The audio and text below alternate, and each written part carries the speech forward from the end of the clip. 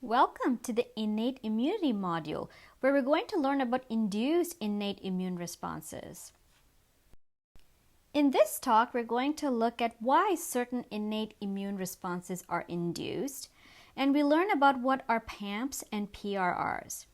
We will also look at the outcome of the interaction between PAMPs and PRRs that are present in host cells, and get a brief introduction into what nuclear factor kappa B is.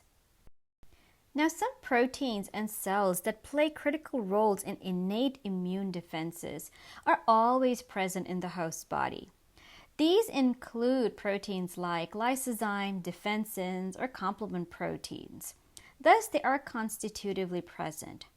We also have cells like monocytes and neutrophils that play crucial roles in innate immune responses, and they are also always present in the host body. However, when there is infection that occurs, then some proteins have to be made in response to that infection, and thus the expression of these proteins have to be induced. Usually, these are proteins that are involved in inflammation, and their expression has to be induced because if these proteins are present all the time, or if there is constitutive expression of these proteins, then it is actually detrimental to the host. Inflammation normally occurs when the host is able to recognize pathogens that are present inside. The role of inflammation is to direct molecules as well as cells to the site of infection, and these molecules and cells will then play an important role in clearing the pathogen. Another role of inflammation is to activate the immune cells so that they do a better job at clearing the pathogen. Inflammation also induces localized blood clotting, and this helps in curbing the spread of the pathogen to other parts of the body. And finally, inflammation also helps in repairing injured host tissues.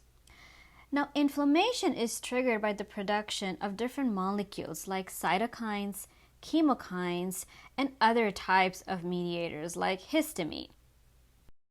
The host is able to recognize microorganisms that cause infections by recognizing molecular patterns that are present on these pathogens.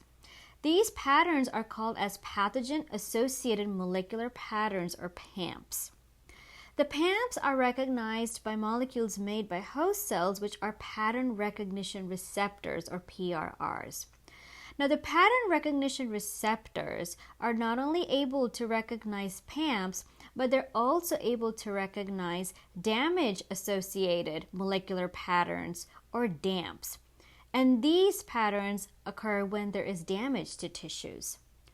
The pattern recognition receptors can be soluble molecules like ficolin or mannose-binding lectin, but they can also be membrane-bound or intracellular molecules.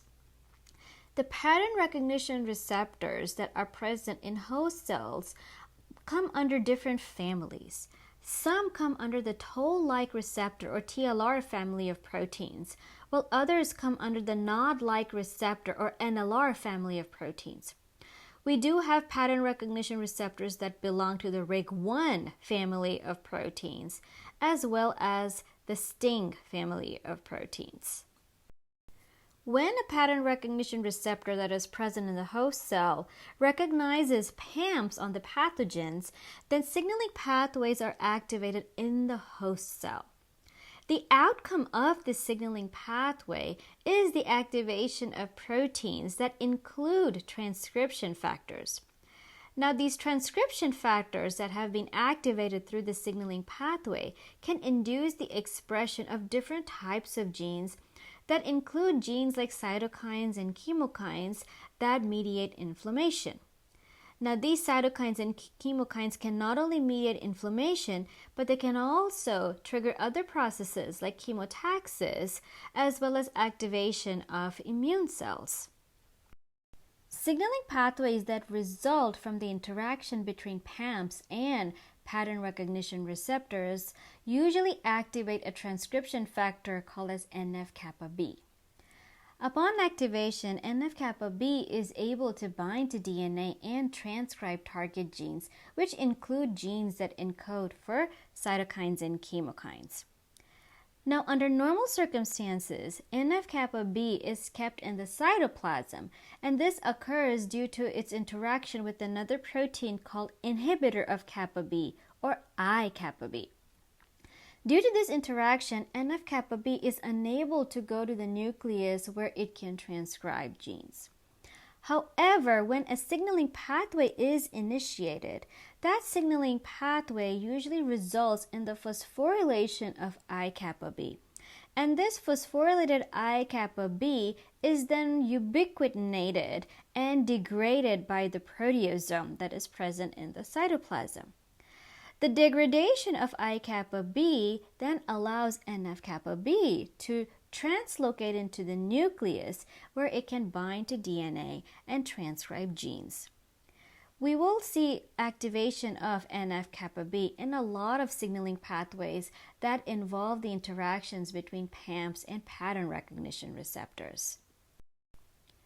With this, we come to the end of our talk, where we learned about why certain innate immune responses are induced, as well as what are PAMPs and pattern recognition receptors, and how the interactions between PAMPs and pattern recognition receptors can activate transcription factors like NF-kappa B.